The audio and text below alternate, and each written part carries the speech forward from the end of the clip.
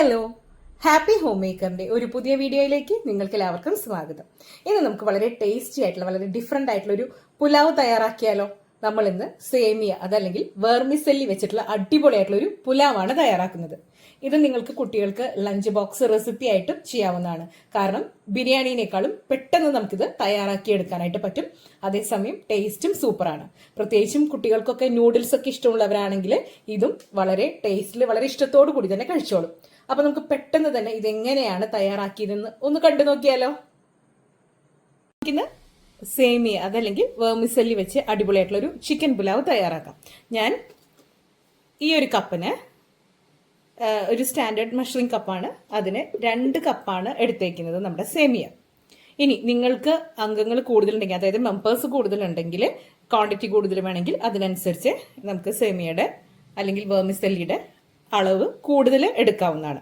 അതുപോലെ നമ്മളിത് തിളപ്പിച്ച് ഊറ്റിക്കളയാണ് നമ്മൾ നൂഡിൽസ് ഒക്കെ ചെയ്യാറില്ലേ, ആ ഒരു പ്രോസസ്സ് തന്നെയാണ് ചെയ്യുന്നത്. അതുകൊണ്ട് ഇതിന്റെ സേമിയയുടെ അളവ് കൂടി വെള്ളത്തിന്റെ അളവ് അങ്ങനത്തെ പ്രശ്നങ്ങളൊന്നും തന്നെയില്ല. നമ്മൾ വേവിച്ച് വെള്ളം ഊറ്റിക്കളയാണ് ചെയ്യുന്നത്. അപ്പൊ ആദ്യം തന്നെ നമുക്ക് ആ ഒരു പ്രോസസ്സ് ചെയ്തെടുക്കാം.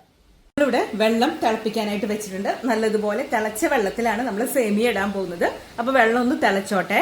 നമ്മുടെ വെള്ളം നല്ലതുപോലെ ചൂടായിട്ടുണ്ട്. ഇനി നമ്മൾ ഈ വെള്ളത്തിലേക്ക് കുറച്ച് ഉപ്പ് ചേർത്ത് കൊടുക്കണം. നമ്മുടെ സേമിയയ്ക്ക് ആവശ്യമായിട്ടുള്ള ഉപ്പ് ചേർത്ത് കൊടുക്കാം.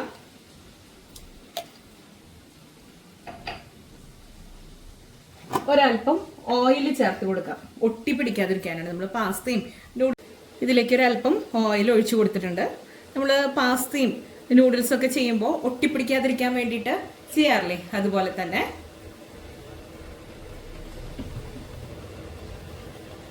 ഇനി നമുക്കിതിലേക്ക് എടുത്തു വെച്ചിരിക്കുന്ന സേമിയ ഇട്ട് കൊടുക്കാം.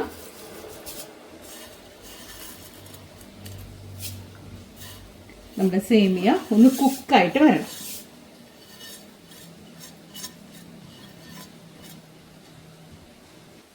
നമ്മുടെ സേമിയ ഇവിടെ നല്ലതുപോലെ തിളച്ച് വന്നിട്ടുണ്ട്.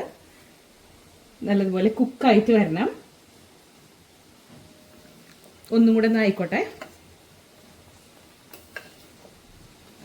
ഇതിപ്പോൾ ഞാൻ വേറെ വറുത്തിട്ടൊന്നുമില്ല, കാരണം ഓൾറെഡി നമ്മൾ റോസ്റ്റ് ചെയ്തതാണ് എടുത്തേക്കുന്നത്. അതുകൊണ്ട് വേറെ വറുത്തിട്ടൊന്നുമില്ല. നിങ്ങൾ റോസ്റ്റഡ് അല്ലാത്തതാണ് എടുക്കുന്നതെങ്കിൽ ചെറുതായിട്ട് ഒന്ന് വഴറ്റിയെടുക്കുന്നത്, നെയ്യ് ഒഴിച്ചൊന്ന് വഴറ്റിയെടുക്കുന്നത് നല്ലതായിരിക്കും.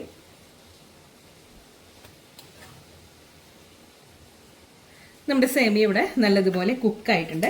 ഇനി നമുക്കിത് വെള്ളമൊക്കെ ഊറ്റിക്കളഞ്ഞിട്ട് കുറച്ച് തണുത്ത വെള്ളം ഒഴിച്ച് വെക്കാം, ഒട്ടിപ്പിടിക്കാതിരിക്കാൻ വേണ്ടിയിട്ടാണ്. അതിനുശേഷമാണ് നമ്മൾ ഇനി ഇതിലേക്ക് വേണ്ട ബാക്കി കാര്യങ്ങളൊക്കെ ചെയ്യുന്നത്. അപ്പോൾ ആദ്യം തന്നെ ഇതൊന്ന് ഊറ്റിയെടുക്കാം.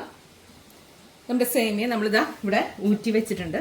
കണ്ടോ, നല്ലതുപോലെ ഉലർന്ന് തന്നെയാണ് ഇരിക്കുന്നത്. ഇതിൻ്റെ വെള്ളമൊക്കെ നല്ലതുപോലെ ഒന്ന് പോട്ടെ. ഈ ഒരു സമയത്ത് നമുക്ക് ഇതിലേക്ക് വേണ്ട ചിക്കൻ്റെ മസാലയ്ക്ക് വേണ്ടിയിട്ടുള്ള കാര്യങ്ങളൊക്കെ റെഡിയാക്കാം. ഞാനിവിടെ ഒരു 400 ഗ്രാം ചിക്കൻ എടുത്തിട്ടുണ്ട്. അത് ബോൺലെസ്സോ ബോണോട് കൂടിയതോ എങ്ങനെ വേണമെങ്കിലും നിങ്ങൾക്ക് എടുക്കാവുന്നതാണ്. ഞാൻ കുറച്ച് ബോൺലെസ്സും ഒരു 4-5 കഷ്ണം ചെറിയ ബോണോട് കൂടിയതാണ് എടുത്തേക്കുന്നത്. എങ്ങനെ വേണമെങ്കിലും എടുക്കാം. ഇനി ഇതിലേക്ക് 2 വലിയ പച്ചമുളക്, നല്ല എരിവുള്ള പച്ചമുളക് തന്നെയാണ് എടുത്തേക്കുന്നത്. ഒരു സവോള ഇടത്തരം എടുത്തിട്ടുണ്ട്. വലിയ തക്കാളി ആയതുകൊണ്ട് ഞാനൊരു പകുതി തക്കാളി എടുത്തിട്ടുണ്ട്.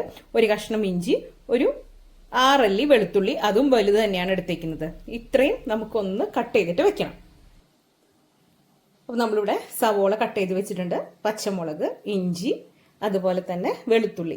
ഇഞ്ചിയും വെളുത്തുള്ളിയും വേണമെങ്കിൽ നിങ്ങൾക്ക് നല്ലതുപോലെ ചതച്ചെടുക്കാവുന്നതാണ്. അതല്ലെങ്കിൽ ഇതുപോലെ ചെറുതാക്കിയിട്ട് കട്ട് ചെയ്ത് വെക്കാം. തക്കാളി ഇത്രയും നമ്മൾ കട്ട് ചെയ്ത് വെച്ചു. ഇനി നിങ്ങൾക്ക് വേണമെങ്കിൽ മല്ലിയില ഉപയോഗിക്കാവുന്നതാണ്. ഇത്രയാണ് നമുക്ക് കട്ട് ചെയ്ത് വെക്കാനുള്ള കാര്യങ്ങൾ. ഞാൻ അവസാനം ഗാർണിഷിങ്ങിന് വേണ്ടി കുറച്ച് മല്ലിയില യൂസ് ചെയ്യുന്നുണ്ട്. ഇനി നമുക്കിതിലേക്ക് 1 ടീസ്പൂൺ അളവിൽ ചിക്കൻ മസാല ചേർക്കണം. ഞാനിവിടെ ചിക്കൻ മസാലയാണ് യൂസ് ചെയ്യുന്നത്. നിങ്ങൾക്ക് അതിന് പകരം ഗരം മസാല യൂസ് ചെയ്താലും മതി. അതുപോലെ തന്നെ നമുക്ക് കുറച്ച് കുരുമുളക് പൊടി വേണം. ഇത്രയാണ് ഇതിലേക്ക് മസാലകളായിട്ട് നമ്മൾ ചേർത്ത് കൊടുക്കുന്നത്. അപ്പം നമുക്ക് ഈ ചിക്കൻ്റെ മസാലയും കാര്യങ്ങളൊക്കെ തയ്യാറാക്കാം. ഞാനിവിടെ ഒരു കടായി വെച്ചിട്ടുണ്ട്. ഇതിലേക്ക് 1 ടീസ്പൂൺ നെയ്യ് ഇട്ട് കൊടുക്കുന്നുണ്ട്. 1/2 ടീസ്പൂൺ വെളിച്ചെണ്ണയും കൂടെ ഒഴിച്ചു കൊടുക്കുന്നുണ്ട്. നിങ്ങൾക്ക് ഇതിന് പകരം വേറെ ഏതെങ്കിലും കുക്കിംഗ് ഓയിൽ യൂസ് ചെയ്യണമെങ്കിൽ അങ്ങനെയും ചെയ്യാവുന്നതാണ്. ഇനി ഇതിലേക്ക് നമ്മൾ കട്ട് ചെയ്ത് വെച്ചേക്കുന്ന ഇഞ്ചിയും വെളുത്തുള്ളിയാണ് ചേർത്ത് കൊടുക്കുന്നത്. നിങ്ങൾ ചതച്ച് വെച്ചേക്കുന്നതാണെങ്കിൽ അത് ചേർത്ത് കൊടുക്കാം. ഇതൊന്ന് വഴറ്റാം. ഒരുപാട് ബ്രൗൺ കളർ ആവേണ്ട ആവശ്യമില്ല, ജസ്റ്റ് വഴന്നാൽ മാത്രം മതി. ഇനി ഇതിലേക്ക് കട്ട് ചെയ്ത് വെച്ചിരിക്കുന്ന സവോളയും പച്ചമുളകും ചേർത്ത് കൊടുക്കാം. തക്കാളി ഇപ്പം ചേർക്കേണ്ട ആവശ്യമില്ല. ഇതും കൂടെ ചേർത്ത് നല്ലതുപോലെ വഴറ്റിയെടുക്കണം. സവോള നല്ലതുപോലെ വഴന്നു വരണം.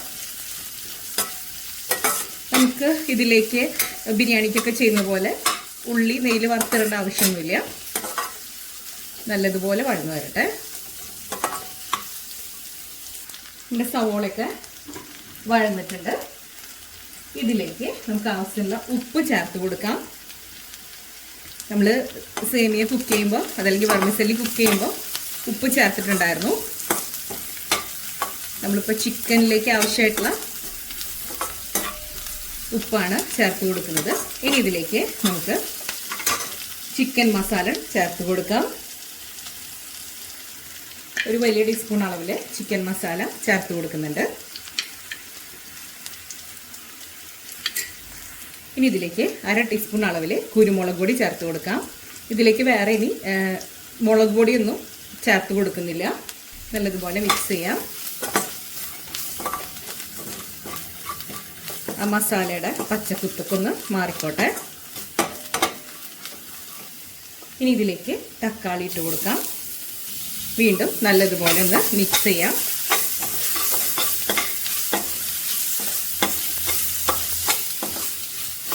ഇനി ഇതിലേക്ക് നമുക്ക് ചിക്കൻ ഇട്ട് കൊടുക്കാം. നമ്മൾ വൃത്തിയാക്കി വെച്ചേക്കുന്ന ചിക്കൻ ഇതിലേക്ക് ഇട്ട് കൊടുക്കുകയാണ്. നല്ലതുപോലെ മിക്സ് ചെയ്തിട്ട് കൊടുക്കാം. ഇനി ചിക്കൻ നല്ലതുപോലെ വെന്ത് വരണം. നല്ലതുപോലെ മിക്സ് ചെയ്തിട്ട് കൊടുക്കാം. ഇതിലേക്ക് കുറച്ച് ചൂടുവെള്ളം ഒഴിച്ചു കൊടുക്കാം. കുറച്ച് മതി, ചിക്കനിൽ നിന്ന് തന്നെ വെള്ളം ഇറങ്ങിക്കോളും. ഇനി ഇത് നല്ലതുപോലെ കുക്കായിട്ട് വരണം. നമ്മുടെ ചിക്കൻ നല്ലതുപോലെ കുക്കാവണം. ഇതിലേക്ക് ഒരു നുള്ള് മഞ്ഞൾപ്പൊടി കൂടെ ചേർത്ത് കൊടുക്കാം. നമ്മൾ പൊടികൾ വഴറ്റുന്ന സമയത്ത് ചേർക്കേണ്ടതായിരുന്നു, ഞാൻ മറന്നുപോയതാണ്. ഒരല്പം മാത്രം മതി. ചിക്കൻ ഇവിടെ നല്ലതുപോലെ വെന്തിട്ടുണ്ട്. ഇതിലേക്ക് ഒരല്പം കസൂരി മേത്തി ഇല ഇട്ട് കൊടുക്കുന്നുണ്ട്. ഇത് ഓപ്ഷനിലാണ്, പക്ഷെ ഇത് ചേർക്കുമ്പോൾ ബിരിയാണിക്കായാലും ശരി അതുപോലെ പുലാവിനൊക്കെ ആയാലും ശരി ഒരു എക്സ്ട്രാ ഫ്ലേവർ കിട്ടും. കുറച്ച് മാത്രം ചേർത്ത് കൊടുത്താൽ മതി. നല്ലതുപോലെ മിക്സ് ചെയ്ത് കൊടുക്കാം. നമ്മുടെ മസാല ഒന്നുകൂടി കുറുകിക്കോട്ടെ. അതിനുശേഷം നമ്മൾ വേവിച്ച് വെച്ചേക്കുന്ന വെർമിസെല്ലി അതായത് സേമിയ വേവിച്ചത് ചേർത്ത് കൊടുക്കാം. ഒന്നും കൂടെ ഒന്ന് കുറുകിക്കോട്ടെ. നമ്മൾ അരിയുടെ പോലെയല്ലല്ലോ, സേമിയൊക്കെ വളരെ തിന്നല്ലേ, അതുകൊണ്ട് ഒന്നും കൂടെ വറ്റിക്കോട്ടെ. നമ്മുടെ ചിക്കൻ ഇവിടെ മസാലയൊക്കെ വറ്റി സെറ്റായിട്ടുണ്ട്. ഇനി ഇതിലേക്ക് നമ്മൾ എടുത്ത് വെച്ചേക്കുന്ന സേമിയ ഇട്ട് കൊടുക്കാം. നമുക്ക് സേമിയ ഇട്ട് കൊടുക്കാം. അതിനുശേഷം നല്ലതുപോലെ മിക്സ് ചെയ്തിട്ട് എടുക്കാം. ഇനി ഇത് നല്ലതുപോലെ ഒന്ന് മിക്സ് ചെയ്ത് കൊടുക്കാം. നമ്മുടെ ചിക്കൻ്റെ മസാലയൊക്കെ സേമിയയിൽ നല്ലപോലെ ഒന്ന് പിടിക്കണം. അടി തട്ടി എല്ലാ ഭാഗവും ഒന്ന് നമുക്ക് മിക്സ് ചെയ്തിട്ട് കൊടുക്കാം.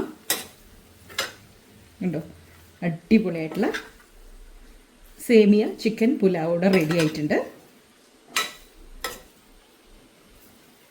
ഇനി നമുക്ക് ഇതിൻ്റെ മുകളിലേക്ക് ഒരല്പം നെയ്യിട്ട് കൊടുക്കാം. ഇത് തികച്ചും ഓപ്ഷനിലാണ്, നിങ്ങൾക്ക് താല്പര്യമില്ലെങ്കിൽ അവോയ്ഡ് ചെയ്യാം. ഒരല്പം നെയ്യിട്ട് കൊടുത്തു. നമ്മൾ സ്റ്റൗ ഓഫ് ചെയ്തു. ഇനി ഇതിൻ്റെ മുകളിലായിട്ട് കുറച്ച് മല്ലിയില തൂവി കൊടുക്കാം.